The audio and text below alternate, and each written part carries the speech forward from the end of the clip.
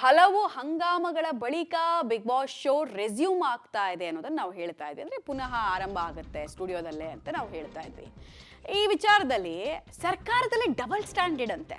ಏನದು ಅಂದ್ರೆ DCM DK Shivakumar versus PCB pollution control board, ಪರಿಸರ ಮಾಲಿನ್ಯ ನಿಯಂತ್ರಣ ಮಂಡಳಿಗೆ ಪರಮಾಧಿಕಾರ ನಾವು ಡಿಸೈಡ್ ಮಾಡಿದ್ರೆ ಮಾತ್ರ ಓಪನ್ ಆಗತ್ತೆ ಅಂತ ಅಧ್ಯಕ್ಷರು ಹೇಳಿದ್ರು.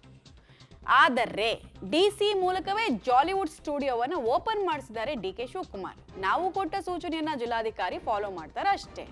ಜಿಲ್ಲಾಧಿಕಾರಿಗೆ ಅಧಿಕಾರನೇ ಇಲ್ಲ ಅಂತ ಮಾಲಿನ್ಯ ಆಡಳಿತ ಅಧ್ಯಕ್ಷ ನರೇಂದ್ರ ಸ್ವಾಮಿ ಅವರು ಹೇಳಿದರು.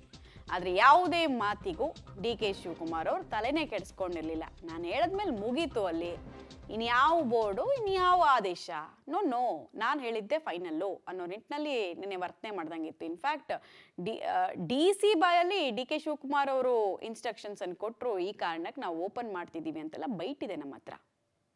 ಸೊ ಇವೆಲ್ಲವೂ ಕೂಡ ಪ್ರತಿಷ್ಠೆ, ಆಮೇಲೆ ಜಿದ್ದು, ವೈಯಕ್ತಿಕವಾಗಿ ನಾನೇ ಮೇಲೂ ನಾನೇ ಗ್ರೇಟು ಅನ್ನೋ ಆಯಾಮಕ್ಕೆ ಹೋಗ್ತಾ ಇದೆಯಾ ಅನ್ನೋ ಪ್ರಶ್ನೆ.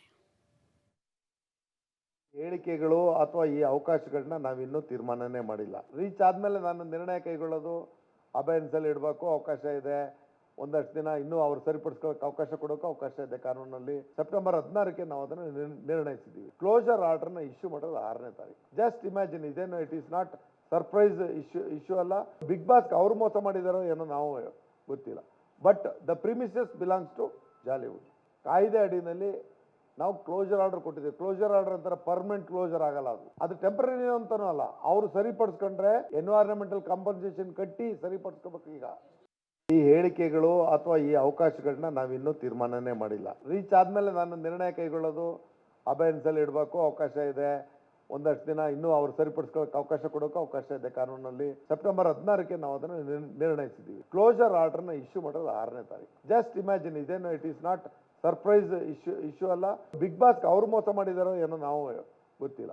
But the premises belongs to Jollywood.